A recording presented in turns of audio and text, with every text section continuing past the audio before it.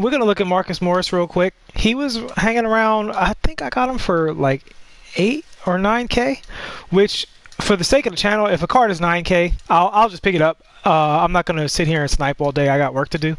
And he's a Nick, so I'm gonna grab him anyway. But this card can definitely make your meta team, as you see in the title there.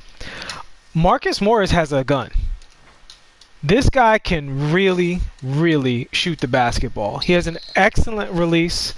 His hot zones are everywhere. He's an ultimate role player. I personally would play this card over Pink Diamond James Worthy. And I had that card. I've used that card. I've used them in Triple Threat Online. I like the card. He's got a very easy release. But let me tell you something. James Worthy does not have range extender, and Marcus Morris does. And the thing is, even though James Worthy is better at creating his own shot, I don't care about that for my role players, right? If you're a role player card, then I want you to do that well. And the thing that makes a card meta is either they control the meta or they blend well with cards that do control the meta. They blend well with other cards that control the meta. So any 3 and D card is going to work as long as they're not holding the spot of the card that would normally be your meta card, right? So in this case, the cards that control the meta from the 3 and the 4 are Odom, Hito Turkoglu, and obviously the number 1 is Giannis Antetokounmpo, right? There are some others who are in there, but those are like the top ones, right? That aren't 2 guards really. He blends well with those characters because he can play both positions. So wherever you want to put those guys, you can put him in. And he's 6'9" in the game. He looks more like 6'8", if I'm being completely honest. But he's got good speed for running the fast break. Excellent shooting. Top tier shooting. He's like Bertans level shooting, right? You see his hot zones stretch all the way practically to half court. He's got a really easy to see smooth release. I haven't spent a lot of time with it, so I'm not going to sit up here and hit 10 greens in a row, but you can if you put the time in. Now, he's not a one-on-one scorer, but I will put a highlight to this. Because he's fast, if you're in Triple Threat Online, he is really fast out of this post move, and because he has high dunk stats, you can use that. So when you're in that protect the ball and you burst out of that, he's going to finish for you in that situation. Otherwise, he is catching and shooting and defending and running the floor, which I think is totally okay for a role-playing card. If you do, it's because everybody can't have the ball at the same time, right? Like, you're only going to have at most 3 playmakers on the floor at one time. 2 is what's necessary, right? But if if the other guy's running a bunch of lockdowns, then you want to throw a third in there so you can go at the best mismatch possible, then 3. So that still leaves 2 spots open for your role players, which is guys like this right here. And he is fairly top tier in that regard. So I'm just letting you guys get a look at his shooting and his animations. He's got good dunk animations. He's got generally good speed, a terrible ball handle. It's only a 60, so he literally can't do anything except put it between the legs and go. If you try to do more than that, he's going to bobble the ball, as you can see there. So he can explode out of the hesitation a little bit. So there's that. Again, very simple stuff if you're trying to score with him. It's one of those things where you catch your opponent by surprise a little bit, where they think you're coming back for the shot, and then you launch out of it and get a hop dunk, you know, or hop layup if he wants to do that to me. That's okay. That's okay, Marcus. I'll forgive you. It's a process. Our relationship is growing together. But he's a solid card for super cheap.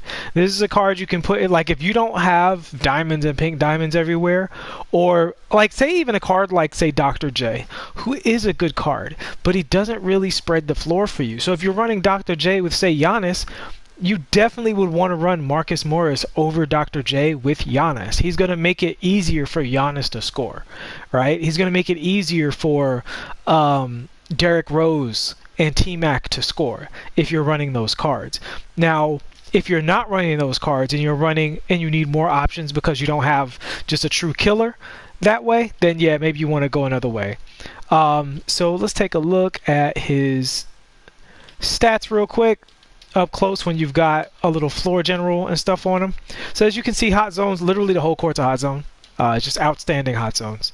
93 3-point shot, 97 mid-range. So, I mean, running with a coach and floor general that's basically 99 shot ratings. He's got a 70 driving dunk, which is adequate. 88 driving layup, which is really good for finishing over people. As we can see, he suffers with the ball handle.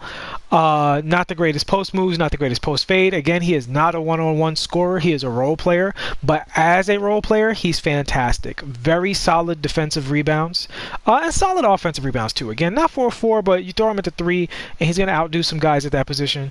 And he's fast enough to run a 3. He's got a 91 perimeter defense with my coach and floor general going on. 91 perimeter defense from your power forward. That's awesome. That's Pascal Siakam territory right there. So, and that's kind of what I would describe him as almost. He's like a budget Pascal Siakam, but with a better shot and just like less athleticism, but way better shooting, you know? So I like this card a lot. I'm going to run this card for sure. I don't like to run the same card on both accounts, but I had to buy this card on this account to show you guys, because I don't stream from my personal account, and I might have to break the rule for this character because I don't have Pascal Siakam on this account because of that same rule, and I might throw him on my Knicks only squad on my main account. But with an 84 speed at 6'9", that's awesome. At 88 lateral quickness, like he's legitimately a perimeter defender. And let's look at his badges real quick. Well, we got the weird badges. Where are the good badges? Guys, where are my good badges at? Why can't I see my badges? There we go. Alright, so let's look at his shooting badges first and foremost. So he's got Hall of Fame catch and shoot, Hall of Fame corner, clutch shooter, which is actually a really good badge for close games at end of games. He's probably going to just hit everything. He's got the deep fades, which you're probably not going to do a whole lot of. Difficult shots is going to be very useful for him. Green Machine is an excellent badge. Hot Zone Hunter, not only is it a great badge, but he has hot zones literally in every single part of the court. So that's super great for him because that boosts his shot ratings even more. And of course, he's got the quick draw and a range extender. So, and then tireless shooter. So once he gets fatigued, you can just keep playing the card and he'll shoot exactly the same. Volume shooter, shoot a ton of shots with the character. He just gets better and better. He's probably one of the best shooters in the game, to be totally honest with you guys. I would have to play him in games to see if I would run him over Siakam. I'm definitely not willing to go there because Siakam's just one of those magical cards that plays way better than his stats, and he has good stats to begin with. But this guy's at least making me ask that question. And you can get him probably for between 8-9K right now, and that's without even sniping. That's just market price. You can get him for that. I play this card. I like this card a lot. This is an excellent budget role player. And again, needless to say, gold clamps. That's awesome. Moving truck so he can really defend the post. This is a solid card. S tier shooter at this position. S tier perimeter defender at this position. Moderate dunker, good athleticism because of his speed. So I would give him like a A-, A+ at running on the floor. Probably A- because Giannis exists. What up, Dope D13? I'm going over this Marcus Morris card, which is just secretly really good. Excellent release, all of the shooting badges in the world, hot zones everywhere, hot zone hunter to go with it. He's got an 87 speed, 84 speed at 6'9", 88 perimeter defense with my coach going on, and just, you know, all around really excellent role player that is ideal for running next to your Giannis and your Hito and stuff like that. You're not going to want to run him with Siakam or Draymond Green. This is the slot that he fits into. But, I mean, see how this card defends out in the wild for you? If this card defends for you, this would put him into the A tier of role players. I'm guessing he's already in the A tier of role players because he has an excellent makeable release that he can hit from anywhere. He's got really great floor running speed and is just S-class at perimeter defense for the 4 position, and at 6'9", he's tall enough to play the 4.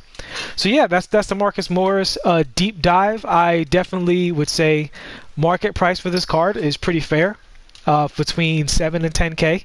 You can pick him up, And yeah, that's a good price for the role that he plays. He can be on your main team and allow your playmaking cards to do their jobs while spreading the floor and defending his position. All right, guys. So I hope you enjoyed the video. Look for more vids as I collect more cards from this set. I will almost 100% be grabbing the Russell Westbrook. So we'll be deep diving into that card. I don't know who else I'm going to get, but I would love to get. I mean, honestly, I would like to play all of them and try them out. So I hope you enjoyed the video. See you next time.